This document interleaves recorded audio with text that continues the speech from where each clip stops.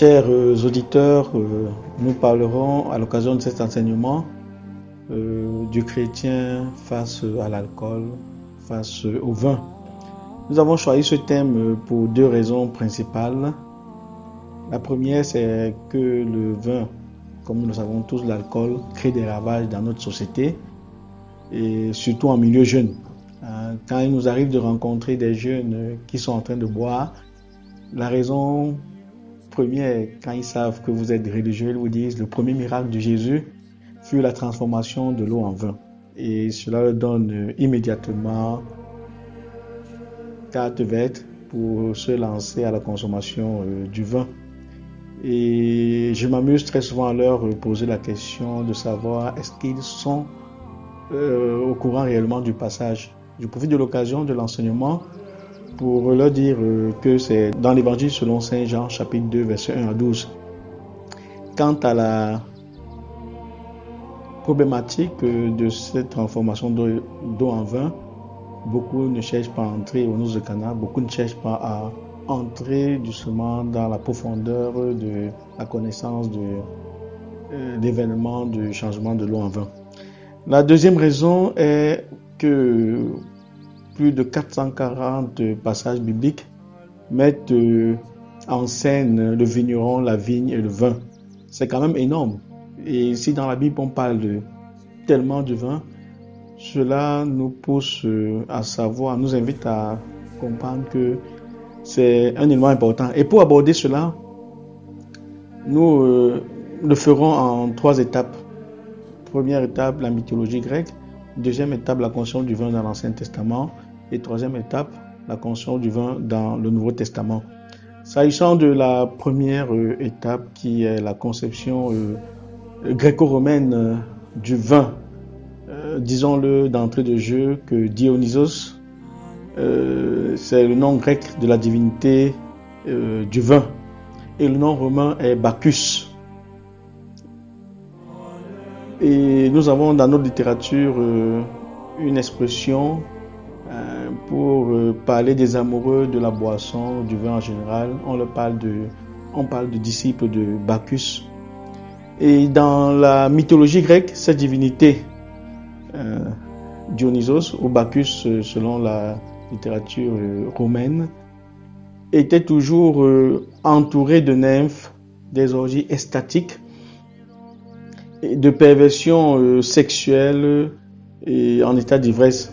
C'est à juste titre que cela a été appréhendé par les croyants de l'Église primitive comme dangereux. Et c'est pourquoi Saint Paul met en garde les chrétiens de l'Église de Corinthe. Il le dit, je cite, « Ne vous enivrez pas de vin. Ce n'est pas ainsi que vous communiez avec Dieu. Cela produit tout simplement de la dissipation. Soyez remplis de l'Esprit Saint. » Ce que les païens font, ils le font aux démons et non à Dieu. Avant d'entrer, chers auditeurs, en profondeur dans cette mise en garde de Paul, je voudrais avec vous faire une incursion dans l'Ancien Testament. Dans le livre de la Genèse, Noé sort de l'âge. Quand il sort de l'âge, il commence par planter la vigne. En Genèse chapitre 9, versets 18 à 20, on dit « Il commença de planter la vigne ». Noé est donc l'inventeur de la viticulture. La plantation de cette vigne symbolisera le retour à la terre après le déluge. Et immédiatement, Noé fera l'expérience, les deux expériences du vin, une expérience positive et une expérience négative. La première expérience est que le vin réjouit le cœur. Le vin procure la joie.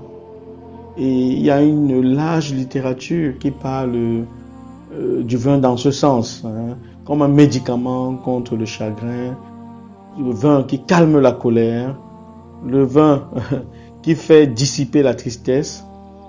Mais il connaîtra, Noé, aussi les méfaits du vin immédiatement, parce que le vin a cet aspect négatif, il peut nous conduire à l'ivresse.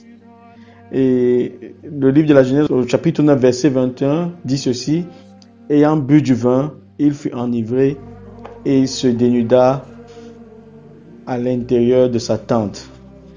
Et la Bible immédiatement comprendra que le vin, il faudra l'utiliser avec beaucoup de modération. Oui, les instructions sont données quant à la consommation du vin sans ambiguïté. Et dans le livre du Proverbe chapitre 1, le vin est conçu comme quelque chose de dangereux. Je vais citer: le vin est moqueur, les boissons fortes font rage, et celui qui s'y laisse tromper n'est pas sage. Ivre, vous dites des choses mauvaises. Et nous profitons de l'occasion, une fois de plus, pour revoir avec vous combien de couples se sont détruits à cause de l'ivresse. Combien de jeunes, combien d'hommes et de femmes ont perdu leur gagne-pain, c'est-à-dire le travail, à cause de l'ivresse.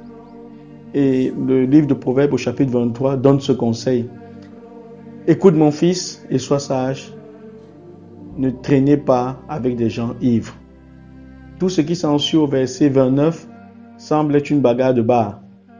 Le vin perçu comme un serpent et comme une vipère. Isaïe, allant dans le même sens, dira, s'adressant aux dirigeants, dira: les dirigeants buveurs, cela leur fait appeler le mal bien et le bien mal. Et tout le chapitre 5 consistera à parler des pièges du vin. Cependant, le livre des Juges, au chapitre 9, fait référence au vin comme étant une boisson agréable.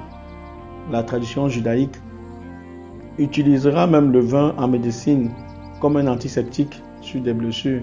Et la parabole du bon samaritain en est une illustration. Ce jeune homme tombé sur le chemin, le bon samaritain viendra et pour le soutenir, utilisera de l'huile et du vin. Le vin est donc conçu, selon la tradition juive, comme étant un antiseptique. Il y a des gens, il faut le signaler aussi, qui ne buvaient pas. Et là, pas du tout. Et le livre du Lévitique au chapitre 10 dit ceci: ne bois pas afin que tu ne meurs pas. Voilà. Et à côté de cette conception vétérotestamentaire, dans le Nouveau Testament, pour les charges dans l'Église, le vin constituait un véritable problème. Les épiscopes, les prêtres, les diacres, les rois en général, les dirigeants devaient être irréprochables, tempérants, prudents, hospitaliers et non consacrés au vin. Et dans cette conception néo-testamentaire, le vin finalement sera le symbole de la fête à travers les noces de Cana que les jeunes utilisent beaucoup. Au cours du dernier repas à la Seine avec ses disciples, le vin devient le sang offert par Jésus-Christ pour le salut de l'humanité. Et c'est en mémoire de cette scène que dans la liturgie de l'Église, nous utilisons le vin. Jésus l'a dit: vous ferez cela en mémoire de moi. Ceci est une préfiguration de la fête des croyants à la fin des temps. Rappelons-nous de la parabole des vignerons homicides. Dieu convie tous les hommes à vivre en communion avec lui. Et malgré l'insistance de ses envoyés en Matthieu 22, chapitre 1 à 14, certains refusent l'invitation. Ils prennent pour excuse ce que je qualifierais d'excuse traditionnelle: le travail, ils doivent aller au champ, les biens à sauvegarder, le commerce. Dans une société capitaliste, on travaille même le dimanche. D'autres vont même empoigner les serviteurs, les maltraiter et les tuer.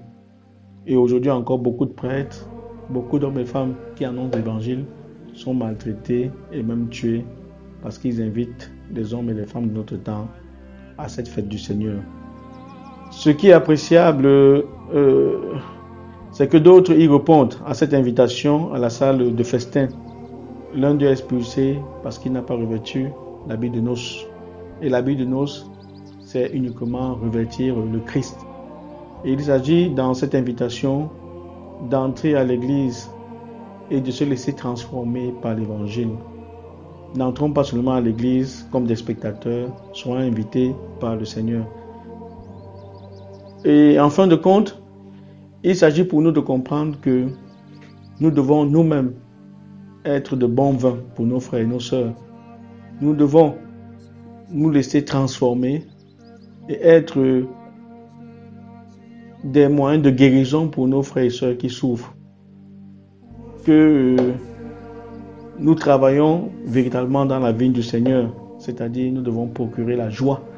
Et dans la vie au quotidien, consommons cette boisson avec beaucoup de modération. Merci.